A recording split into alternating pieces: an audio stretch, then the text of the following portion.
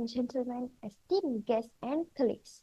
I'm delighted to welcome you to today's online presentation where I, LIVISHA SEGAR, will be presenting a compelling case study that delves into the intricate dynamics of bilingualism in early childhood. Our case study focuses specifically on the experiences of Latino families in nurturing bilingualism among their children. Through an in depth exploration of this case, we aim to unravel the motivations, strategies, and challenges encountered by these families on their journey towards bilingual proficiency. As we embark on this journey, let me provide you with an overview of what to expect throughout this presentation. My presentation will begin with an executive summary or synopsis of the case study and an introduction to the topic area. I will outline the significance of bilingualism in today's multicultural society in the introduction. Following that, we'll dive into examining the essential findings and insights gleaned from our research. We'll explore the factors influencing language development, the challenges faced, and the recommendation for promoting bilingualism in early childhood. So, without further ado, let's delve into the fascinating world of bilingualism in early childhood. To begin with, the research focus is that the case study centers on bilingualism in early childhood, specifically among Latino families to understand their experiences, motivations, and challenges in fostering bilingualism in their children. Furthermore, it investigates the motivation driving Latino families to promote bilingualism and the strategies they employ to achieve this goal, such as consistent language input at home and engagement with bilingual education materials. The study highlights various challenges faced by Latino families, including limited access to bilingual programs, societal pressures favoring English proficiency, and potential inconsistencies in language input between home and educational settings. It explores the impacts of consistent language input at home and in academic environments on language development, emphasizing its significance in fostering bilingualism among children. Concluding remarks may summarize key findings, emphasize the importance of bilingualism in early childhood development, and reiterate the significance of collaborative efforts among families, communities, and educational institutions. Moving on, the introduction states the definition of bilingualism. Bilingualism is the proficient use of two distinct languages, offers individuals a deeper understanding of diverse cultures, and enhances cognitive skills. It aligns with the demands of globalization where the multilingual communication is valued. This report aims to investigate factors influencing bilingualism in early childhood and to offer recommendations for promoting and supporting bilingual development within diverse family contexts. The report follows a structured approach beginning with a summary of the case study and an introduction to the topic. It then presents findings supported by relevant theories, discussing challenges faced by families and potential solutions. Finally, it concludes with recommendations for promoting bilingualism in early childhood. Central issues identified include difficulties in sustaining bilingualism among children within families, limited access to bilingual education programs, and societal pressures favoring monolingualism. In conclusion, the report underscores the importance of nurturing bilingualism in early childhood and offers recommendations to overcome challenges, aiming for a more inclusive and culturally diverse educational landscape. Next, our first finding explores the discrepancy between parental expectations and children's language development. It examines the complexity of language acquisition in multicultural societies. The interplay between parental aspirations and children's language development reveals the nuanced nature of language acquisition in multicultural societies. Mrs. Velasquez struggles exemplify how early exposure to dominant languages like English, coupled with limited access to bilingual education, can impede bilingualism. Furthermore, societal influences such as the prevalence of English as the dominant language can exert pressure on children to prioritize proficiency in the dominant language over their heritage language. So now, let's just watch a video about a very brief history of the global language, which is also the dominant language in today's world, which is English. English in the world. The English language has existed for a little over 1,500 years, which, in the grand scheme of things, is just a blip in the history of human language, and an even smaller blip in the history of humankind. The language is called English because of its associations with England, which sounds straightforward enough, although it's actually a bit more complicated than this. English had its roots here, in the north of Europe, although of course it wasn't called English then. There were a number of Germanic tribes, the Angles, Saxons and the Jutes, who crossed the Channel. It wasn't called the English Channel until the 18th century, and fanned out across the island of Great Britain, which at the time was inhabited by Britons who spoke Celtic languages, the ancestors of Welsh, Scottish Gaelic and Cornish. Before the Anglo-Saxons arrived, the Romans had also colonised large parts of the island, along with people from various parts of the Roman Empire. Later the Vikings came, and then the Normans, all speaking their own languages, and also mixing their languages with English.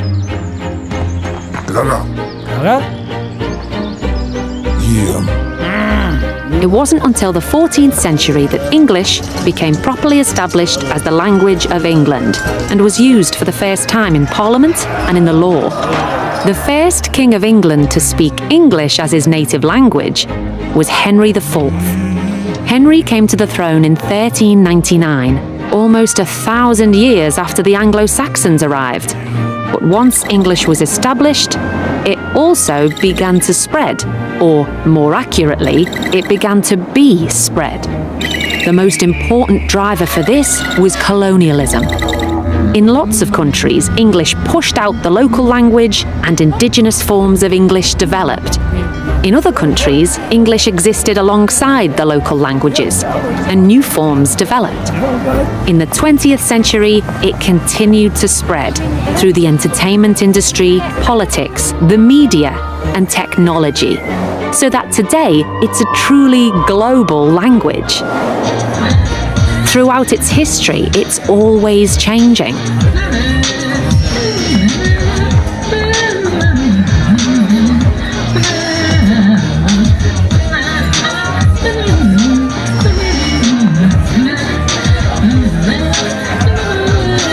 And will continue to do so, far into the future. Despite parental efforts, children may struggle to maintain proficiency in their heritage language due to peer pressure and societal attitudes. Parents' negative attitudes and lack of understanding towards bilingualism can also hinder efforts to prioritize heritage language maintenance. Furthermore, the disconnect between parental expectation and children's linguistic competencies may result in diminished fluency or loss of the heritage language over time. This misalignment challenges the preservation of cultural identity within families and raises concern about the cognitive and socio-emotional implications of language loss. Moreover, the second finding explores the limited access to bilingual education programs. This poses a formidable challenges for families striving to foster bilingualism in their children. The absence of high-quality bilingual daycare and educational programs complicates efforts to provide sufficient language exposure. Consequently, parents such as Mr. Cortez express frustration as they struggle to find suitable options for their children. Moreover, this issue exacerbates existing educational inequities, particularly impacting minority language speakers who faces disproportionate barriers in accessing bilingual resources. Additionally, the emphasis on national languages in bilingual education inadvertently limits access to indigenous languages, further marginalizing linguistic diversity within educational settings. Resource constraints and teacher shortages further compound these challenges. Schools serving linguistically minorized students often lack the necessary support and funding to establish effective uh, bilingual programs. Furthermore, the shortage of qualified bilingual teachers results from insufficient professional development opportunities and strict recruitment standards significantly hampers the implementation of high quality bilingual education initiatives. This perpetuates the cycle of limited access to bilingualism, hindering the linguistic development of children from diverse backgrounds. So now we take a look at the discussion of the case study. It examines the effective ways to address the obstacles we discussed in the findings before. First of all, fostering collaboration with educational institutions entails active parental involvement in local schools and academic organizations to explore and advocate for bilingual education alternatives. By participating in various forums such as school meetings, parent-teacher association, or initiating advocacy groups, parents can amplify their voices and contribute to enhancing bilingual education. For instance, at Hamilton Elementary School in the United States, the establishment of a parent empowerment group has facilitated engagement in advocacy among immigrant families. Through this platform, parents voice concerns, express desires, and seek support, underscoring the importance of acknowledging challenges and offering practical solutions. Moreover, partnering with charitable organizations dedicated to education or language advocacy can augment parental efforts by providing additional resources and assistance. These organizations often conduct lectures, seminars, or support groups, enabling parents to remain informed and engaged in advocating for bilingual education initiatives and promoting language diversity in schools. Through collaborative efforts with educational institutions and supportive organizations, parents can play a pivotal role in advancing bilingual education, ensuring linguistic diversity is celebrated and supported in academic settings.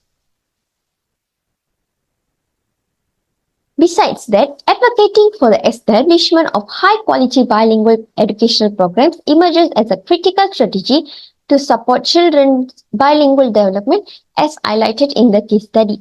This objective encompasses various initiatives including establishing new bilingual schools, enhancing existing dual language immersion programs, and fostering partnership with community organizations. For instance, the two-way immersion bilingual program implemented at Charles R. Druk Charter School in Atlanta, Georgia, serves as a model for promoting bilingualism among students from diverse backgrounds. By providing instruction in both English and Spanish, this program aims to cater to linguistic needs of bilingual students while fostering linguistic diversity and cultural understanding within the students' population. Similarly, the promotion of content and language integrated learning (CLIL) represents another approach to bilingual education. CLIL emphasizes the integration of language instruction with subject content, thereby advancing bilingualism, cultivating intercultural comprehension, and enhancing academic achievements. So now, let's watch a video about CLIL as a bilingual education opportunity.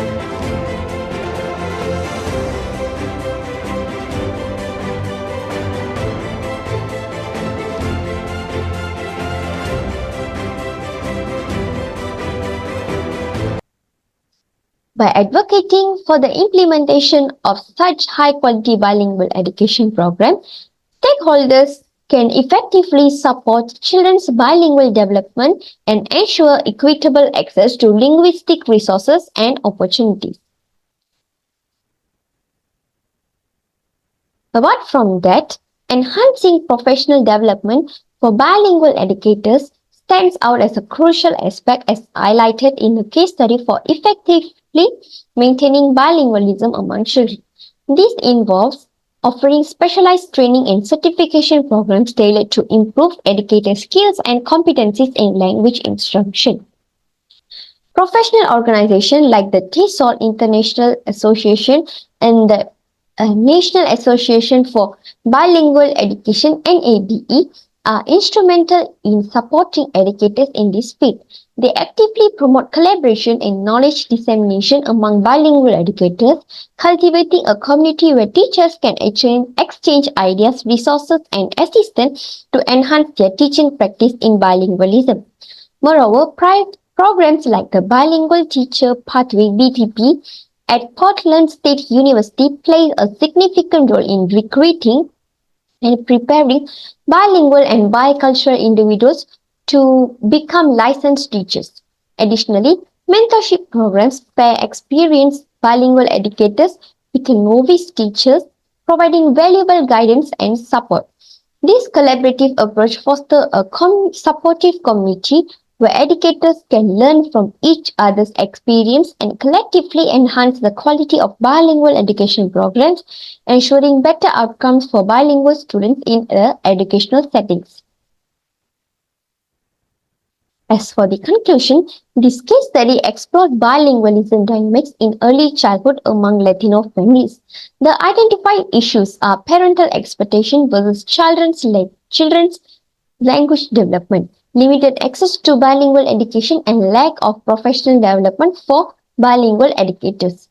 Proposed solutions are collaboration with educational institutions, advocating for bilingual education programs, and enhancing professional development for educators. Acknowledged limitations but highlighted valuable insights for promoting successful bilingual development. This is aimed at creating inclusive educational environments that celebrate linguistic and cultural diversity for all students. In my opinion, I would like to recommend that the following actions can be taken to address the significant problems identified as before. The implementation of language ambassador programs emerges as a key recommendation.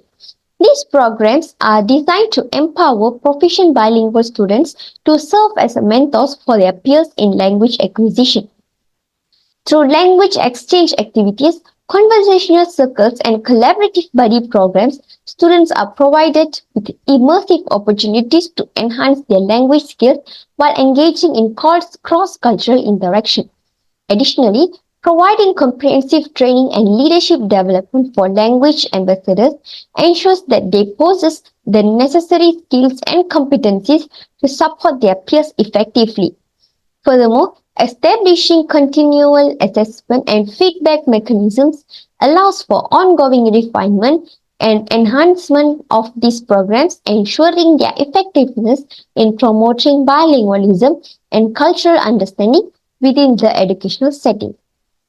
In addition to language ambassador programs, another crucial recommendation is to prioritize heritage language maintenance. This can be achieved by offering comprehensive heritage language programs, including after-school classes and immersion programs to allow students to strengthen their language skills and connect within their cultural heritage.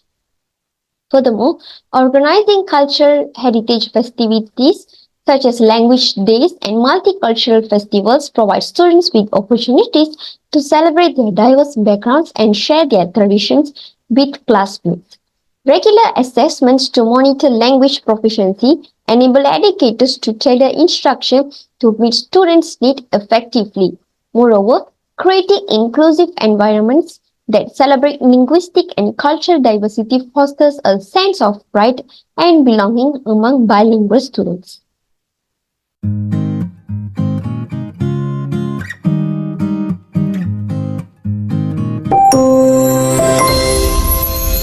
you speak, write or understand more than one language? Have an idea how many people are bilingual in the world? The world's population encompasses 40% monolingual and 43% bilingual people, with the remaining being multilingual. That means more than half speak 2 languages or more. So, what's so special about the bilingual or multilingual brain? Bilingual individuals have been known to exhibit extended concentration spans, as it strengthens the attention system in the front of the brain. By constantly selecting from 2 available languages enhances powers of concentration. Why does this happen? When bilingual people speak, both their language faculties are activated. However, they rarely make the mistake of choosing a word from the wrong language. This is because the prefrontal cortex focuses on a specific language at a particular moment, making you a more focused person. Does this also enhance the brain's capacity to think and react faster? It is because the bilingual brain has improved cognitive abilities, such as reading, remembering, and thinking. A study conducted by researchers where bilingual and monolingual children were asked to sort shapes and colors revealed that bilingual children were faster at sorting items compared to monolingual children, who tended to react slower when shapes were added. This generally indicates a second language heightens the brain's executive functions, such as planning, problem-solving, and other intellectually demanding activities.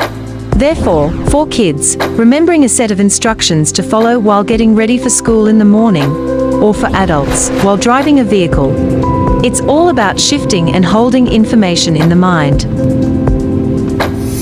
Bilingual individuals have denser gray matter. Gray matter makes up the outermost layer of the brain, being home to neurons that process information and release new information. It is important because it allows us to control our movements and regulate our emotions. While being bilingual reflects better health of gray matter, there are positive indications that it may delay the onset of dementia. Bilingual patients were diagnosed at an average age of 75.5 years old, which is 4 years later than monolingual patients, on average at 71.4 years old. What else can your bilingual brain do? It can raise your language proficiency to learn more languages easily because your brain is already primed for learning and adapting to different languages. With that, you can learn about other cultures and broaden your views of the world too. Being bilingual does not necessarily make you smarter, but it does make the brain more active, complex, and healthy. So, why not learn a second language? It's never too late to learn. Apa kabar, ni hao, namaste, hola, annyeonghaseyo. Now, let's transition into Q&A session where we can discuss any questions or concerns viewers may have. I've collected several questions submitted by viewers from various parts of the world in different languages regarding bilingualism among children in today's world.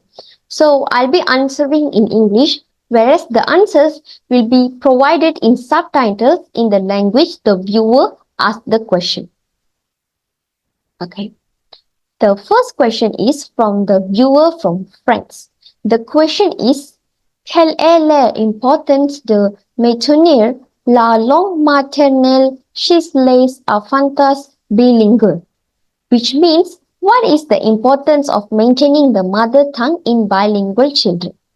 So, maintaining the mother tongue in bilingual children is crucial to preserve their cultural identity and strengthen their connection with their family and community of origin. It also promotes cognitive and socio-emotional development among the children in the society. Okay. The second question is from a viewer from Spanish. The question is, ¿cuáles son los desafíos más comunes que enfrentan las familias que intentan crear niños bilingües? Which means, What are the most common challenges faced by families that are trying to raise bilingual children? Well, the answer is, in my opinion, some of the most common challenges include lack of access to quality bilingual educational programs, societal pressure to prioritize English language, and the discrepancy between parental expectation and the actual language development of the children. The third question is from the viewer from China, which is 双右脚与对儿童的有用发展有其影响, which means what impact does bilingual education have on children's language development? Well, from my point of view, bilingual education helps improve children's language skills, enhance their cross-cultural understanding, and promote cognitive development. It also can increase children's confidence and self-esteem. Okay. The last question for our session is from a viewer from India. And the question is, குழந்தைகள் இரண்டு மொழிகளிலும் நடைபெறும் மெய்ப்பை படிக்க எளிய வழிகள் யாது? Which means, what are easy ways to foster proficiency in both languages for children? So, well, based on my opinion, easy ways to foster proficiency in both languages for children include exposing them to both languages from an early age through consistent language use at home, such as reading books, singing songs, and watching educational programs in both languages. Additionally, providing opportunities for children to interact with native speakers and participate in language-based activities can help reinforce language skills in both languages. So, in closing, our journey through the dynamics of bilingualism in early childhood has shed light on the intricate balance between language acquisition, cultural identity, and educational opportunities. As we conclude, let us reflect on the profound impact that the nurturing bilingualism can have on the lives of children and the broader society. By recognizing and embracing linguistic diversity, we not only enrich individual experiences but also promote inclusivity and understanding within our communities. Moving forward, let us champion initiatives that support bilingual education, empower families to preserve the heritage languages, and create environments where every child can thrive linguistically and culturally.